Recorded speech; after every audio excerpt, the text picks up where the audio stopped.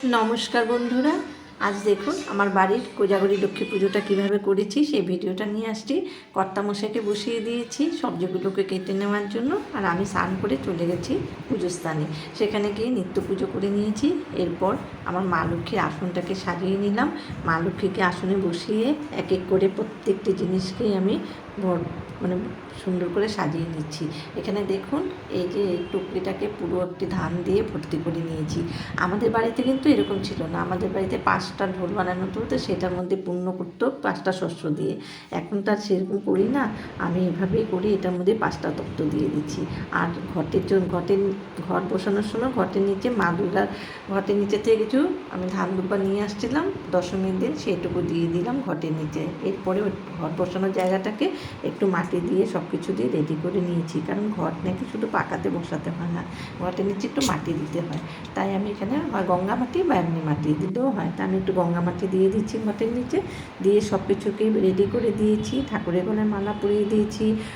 এখানে দেখুন প্রদীপগুলোকে রেডি করে নিয়েছি, ফলগুলোকে 5টা ফল গোটা দিয়েছি। এখানে এখন আমি ঘরটাকে রেডি করে নেব। আমের পল্লবে দিয়ে দিচ্ছি সিঁদুরের ফোঁটা। এরপরে একদম একটা পুকুরে দিয়েছি, একটা কড়ার মধ্যে করে আমি চাউল দিয়েছি, সব কিছুকে দিয়ে সব ঘর টর সব রেডি করে দিয়ে আমি চলে এলাম রান্নাঘরে। রান্নাঘরে এসে এক এক করে 5 রকম ভাজা, নিরামিষ লাবড়া সব কিছু করে নিচ্ছি। লাবড়াটাও বসিয়ে দিয়েছি, ভাজাগুলো করে রেডি করে নিলাম। মানে এই বছরটা সত্যি কথা বলতে সম্পূর্ণ একা করতে হয়েছে। প্রতি বছর ছোটো মেয়ে, বড় মেয়ে, আমার হাজব্যান্ড, আমি 4 জনে মিলে লক্ষ্মী পুজোর আয়োজন করি। এবছর বড় মেয়ে যেহেতু বিয়ে হয়ে গেছে, বাইরে আছে, ছোট মেয়ের অফিসের জন্য সে পুজোর দিন সকালে ওকে যেতে হয়েছে।